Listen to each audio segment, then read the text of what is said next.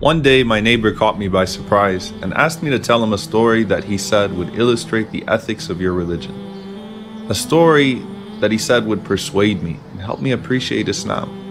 The question completely startled me, but I quickly realized the famous story about an imam in London. Several years ago, an imam moved to London. He used to take the same bus every single day with the same driver to a stop near his mosque.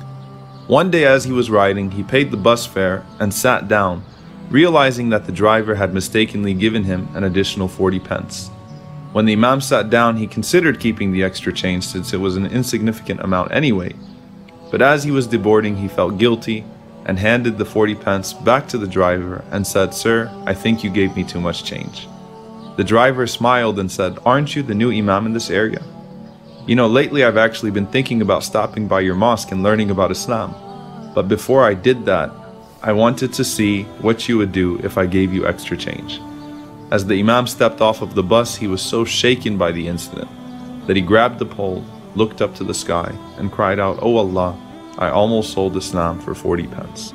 My neighbor said, "Let's face it though, if it was a significant amount of money, the imam would have kept it." I insisted that this was the inherent nature of the Muslim and he would have given it back even if it was 40,000 pounds. But he shook his head in disapproval, indicating he wasn't impressed.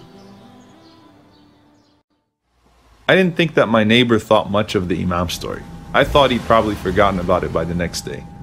Little did I know that just as the bus driver tested the imam, my neighbor wanted to test me by leaving a bag of a ton of money in the parking garage. I had no clue he was watching. I must admit, it was a whole lot of money, but I really didn't think twice about it.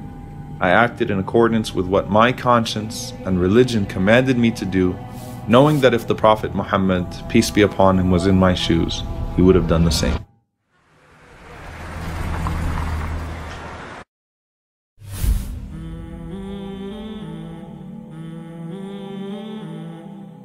I had to find a way to get it back to its owner. I posted signs, I made calls, but got absolutely no response. People must have thought it was some kind of scam.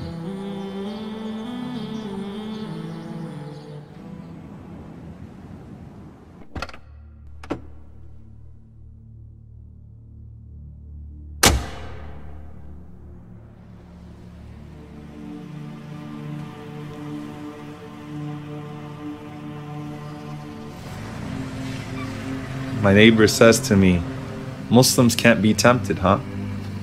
I knew you'd give in and spend the money."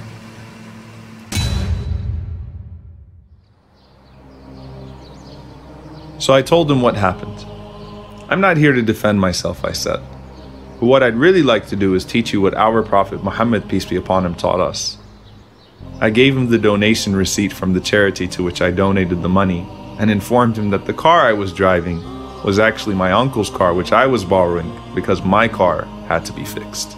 So then I asked him, "Have you filed your taxes for the year yet? I think we should get this receipt to your CPA." Imagine having a nasty neighbor that verbally abuses you in every conceivable way. But despite all of that abuse, when he travels or has to find someone to watch his precious valuables, he trusts no one more than you because he knows your integrity. That was our Prophet Muhammad, peace be upon him. As we walked back home that day, my neighbor thanked me for the time we spent together, telling me I completely changed his perception of Islam and its Prophet.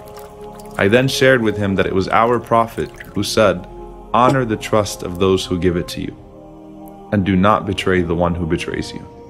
What caught my attention is that my neighbor was willing to test me with such a huge amount of money, just to test my decency as a Muslim. إِنَّا عَرَضْنَا الْأَمَانَةَ عَلَى السَّمَاوَاتِ وَالْأَرْضِ وَالْجِبَالِ فأبين أن يحملنها وأشفقن منها وحملها الإنسان إنه كان ظلوما جهولا. I hope that the Prophet Muhammad, peace be upon him, would have been proud of how I responded. Rasulullah, we testify that you have fulfilled your trust and conveyed to us the message. We only pray that we can continue to convey on your behalf without betraying your trust.